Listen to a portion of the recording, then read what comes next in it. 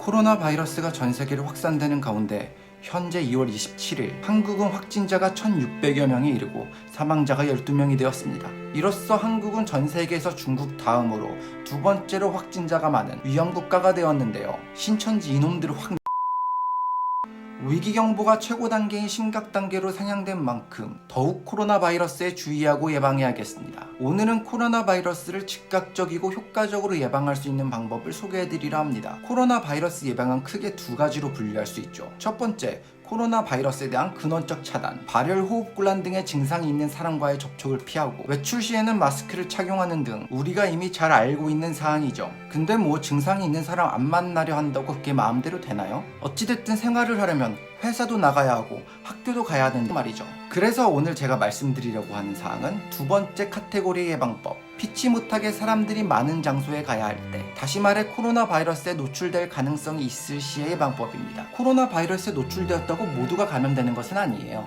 같은 환경, 같은 상황에 있었다 하더라도 누구는 감염이 되고 누구는 감염이 안 될 수 있다는 거죠. 신천지 예배를 드린 모든 사람들이 다 코로나19 환자가 된 것은 아닌 것처럼 말이죠. 이는 개개인의 면역력의 차이는 물론이고 바이러스가 사람에게 전파된 이유, 그 사람이 바이러스가 증식하기에 용이한 신체 환경인지 아닌지에 따라도 나뉩니다. 단기간에 면역력을 높인다는 것은 쉬운 일이 아니죠. 그러니 우리는 오늘 후자에 집중해 볼게요. 코로나 바이러스는 호흡기 점막의 친화성을 가집니다. 그런데 우리의 점막이 건조하고 충혈된 상태이면 이 바이러스의 점막 친화성이 더 강해져요. 더 쉽게 우리 호흡기에 달라붙어서 잘 안 떨어진다는 거죠. 그래서 우리는 물을 자주 마셔줘서 우리 체내의 기관지 세포를 항상 촉촉하게 유지시켜줘야 해요. 바이러스가 우리 몸속에 잘 들어오지 못하게, 또 들어와서 우리 호흡기에 달라붙더라도 잘 떨어지도록 말이죠. 물을 많이 드세요. 한 번만 드시지 말고 두 번, 세 번 배가 부를 정도로 자주 섭취해주세요. 세계보건기구 WHO가 권장하는 하루 물 섭취량은 1.5에서 2리터입니다. 일반적인 컵으로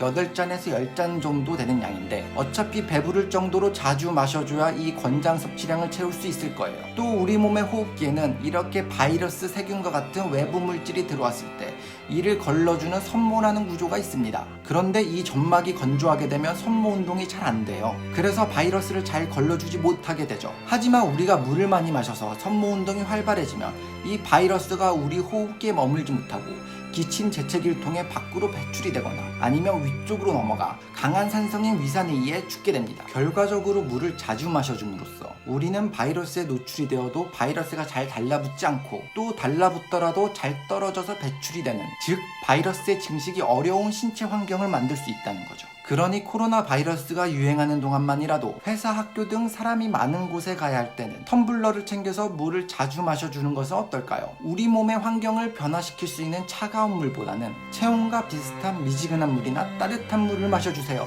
그럼 우리 모두 코로나 조심하고 예방합시다. 위얼킴이었습니다.